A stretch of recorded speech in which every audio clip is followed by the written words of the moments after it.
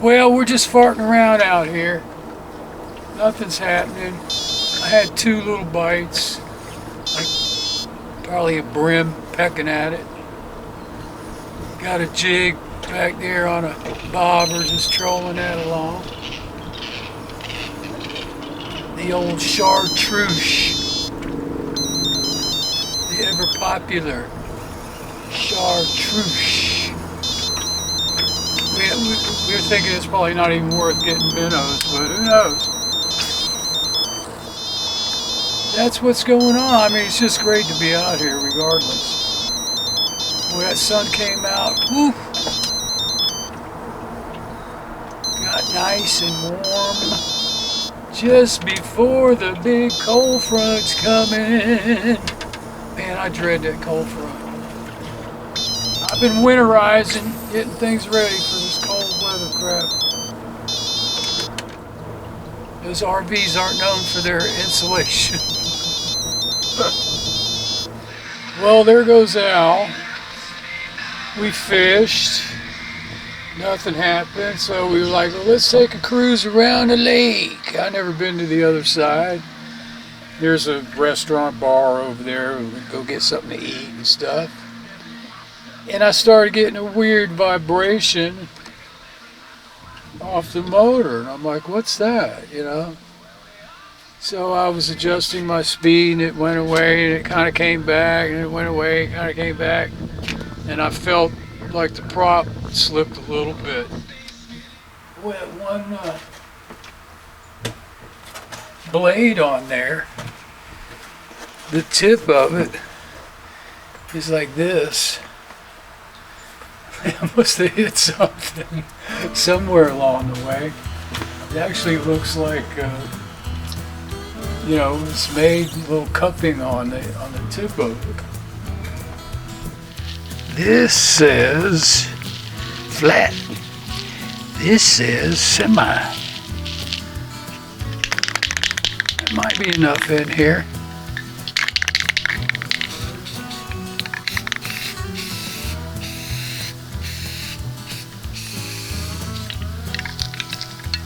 Oh yeah, baby.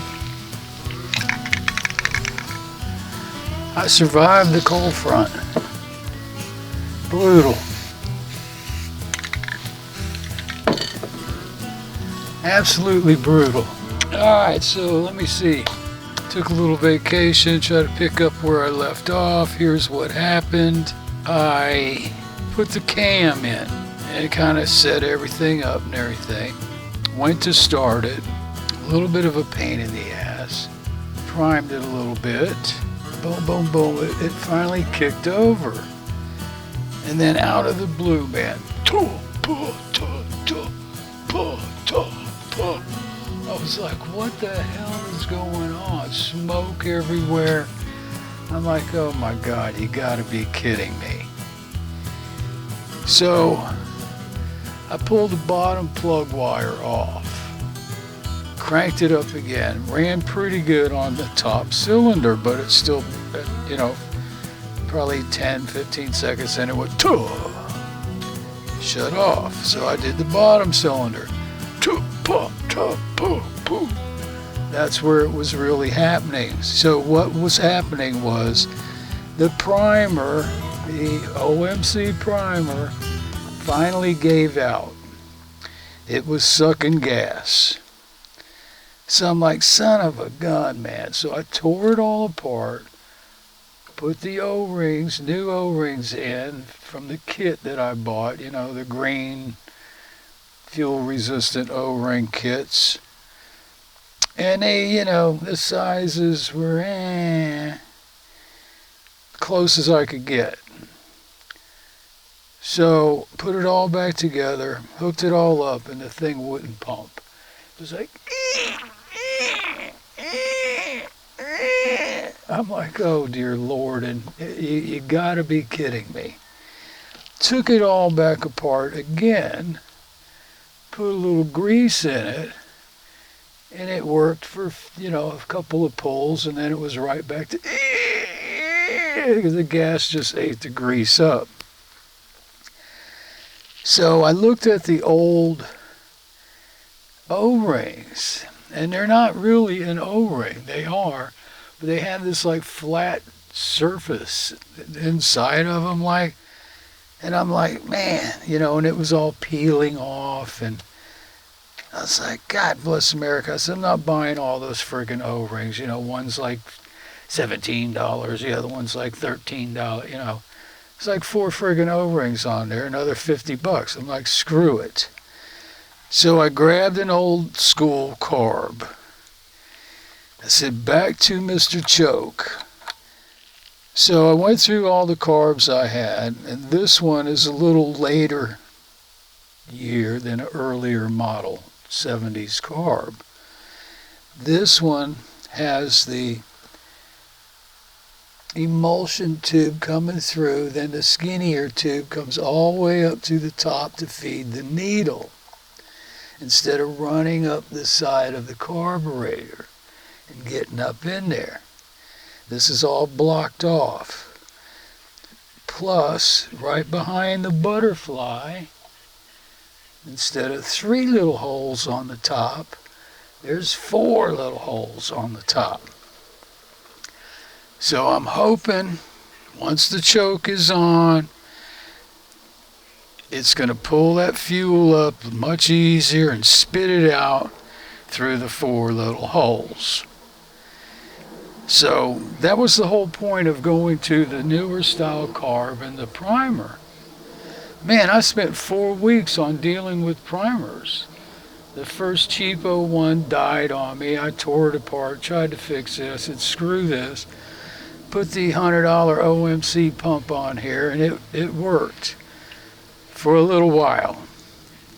I think what was going on is that plastic or nylon, whatever it's made out of, you know, the outside of it, you know how it gets after gas gets all over it for years. You know, it gets all fuzzy looking. It's not shiny anymore, let's say that. And I think, you know, I cleaned it off and made it look nice and shiny again on the outside, but on the inside, it's probably the same thing. I think if you were to get in there with something that would polish it, you know, polish that plastic back up, the O-rings would have probably worked, but they're just hanging on, man. I'm like, oh, dear Lord. So I threw this puppy on there, and it better frickin' run. She's full. I don't see nothing leaking. Boy, I do not want to pull on this thing. Like I said, that's why I changed up for that newer carb, so you didn't have to pull it. Because she is a bear. Those aren't the pistons of a 50-year-old outboard, plus the fresh honed cylinders. Here we go, ladies and germs. Start position. What am I doing up here? Oh, get her juiced up. See, that's the problem with the primer pump, man. Shoosh, kazoosh. Uh-oh.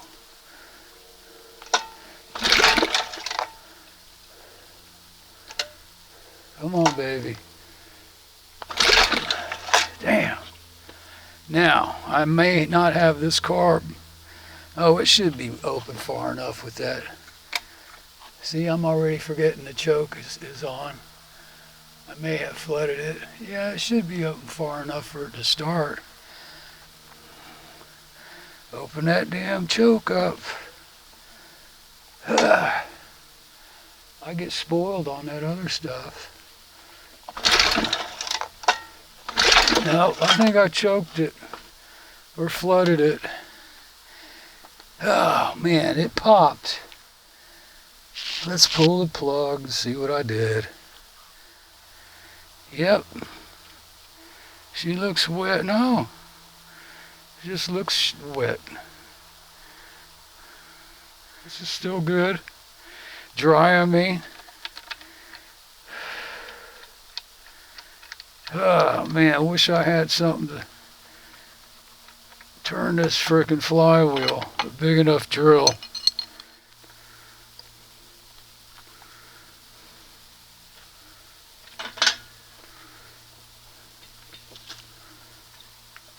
Carb is full. Let's give it a couple more swings before I choke it again.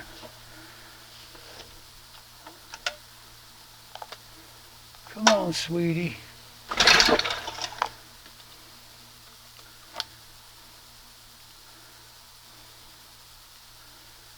That's 1.5. Open it up a little bit, make it 2.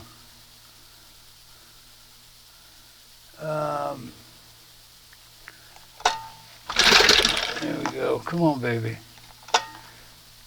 Ugh. Oh.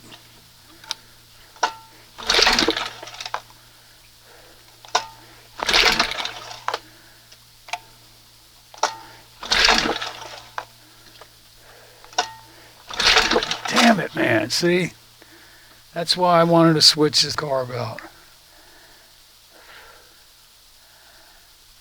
Now, let me try to open the butterfly up, see if it's, maybe it's too far open. I just did a quick set on it, nothing crazy.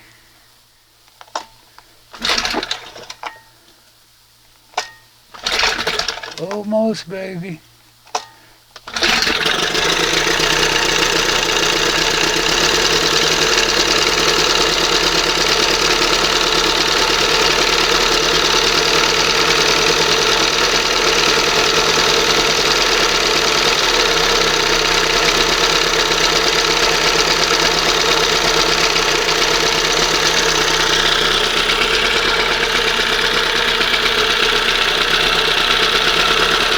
Need to open it up a little bit more.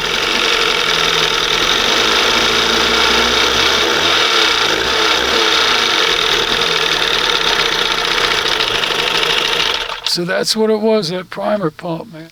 She sounds pretty good. Let me get a better screwdriver. I can open that up a little bit. Did it stay where I wanted it? I don't know.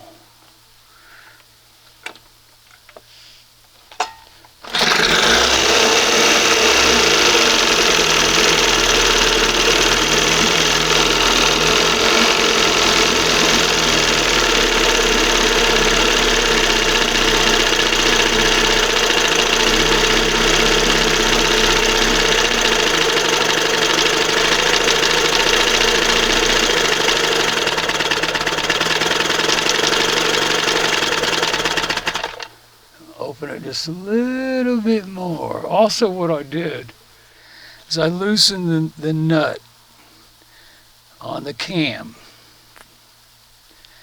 and I just clipped off a wire end, you know, round screw through the wire end.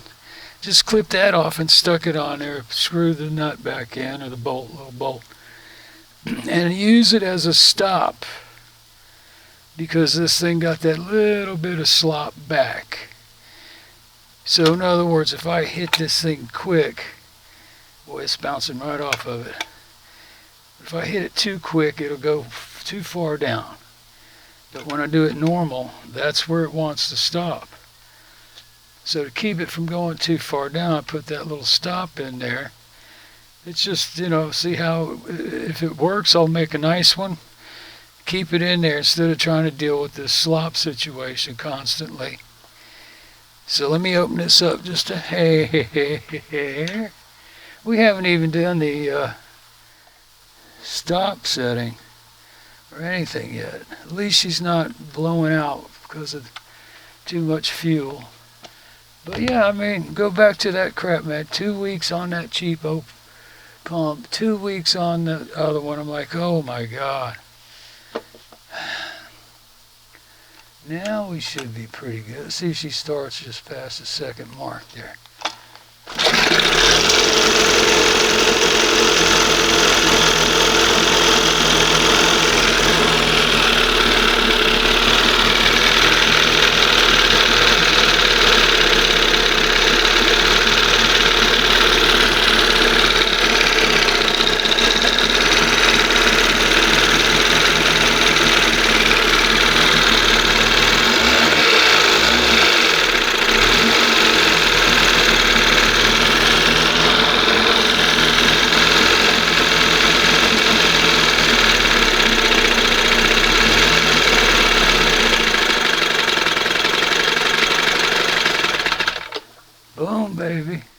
because it's got that different cam than the one that was in there where it's cut in the back.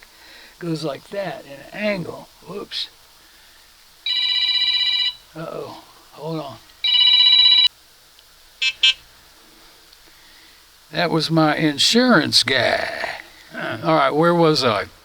What was I doing? I think I want to bump this up just a little bit. All right, so I want to get that thing about right before that first mark. Just as it starts to open.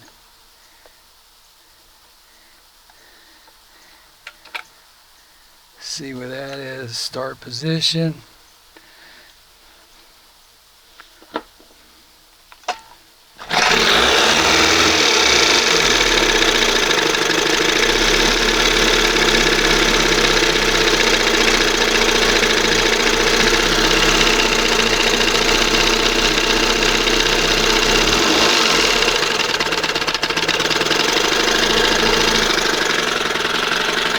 Now see, when I did that, like I said before, it was sitting right before the first mark. And then when I went vroom, it went all the way back to the stop I made, where it was going just a little too slow. So if you don't do this pretty much the same way all the time, you know, which it happens. Sometimes you shut it down fast, sometimes you shut it down slow. That's why I say that stop will come in handy. I'm shocked that it's gotten this loose. Plus there's still, you know, I've said it too, these finger gears, knuckle gears I call them. There's a little, you know, you can't get that out.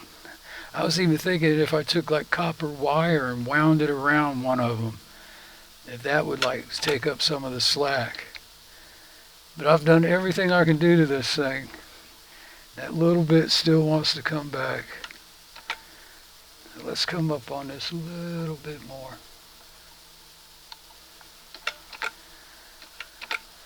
Right there is about it. And I can still open the carb up a little bit too.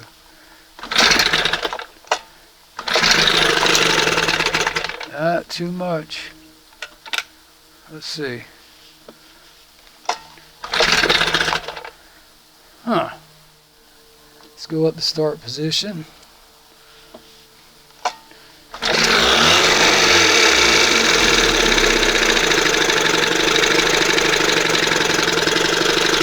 That's what start position should sound like.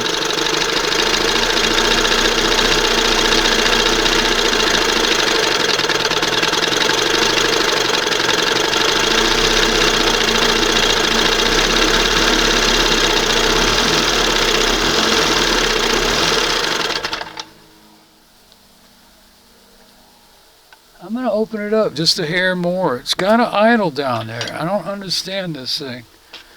And it's a totally different carb. Also, I picked this carb because it has the side adjustment on it.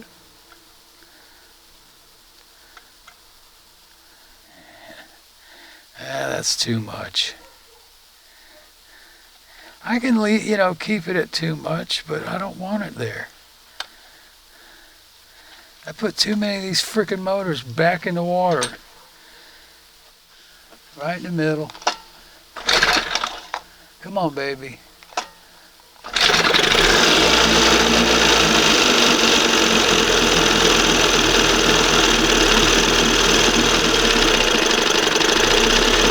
I like that. It's right at number 1 now. That sounds good.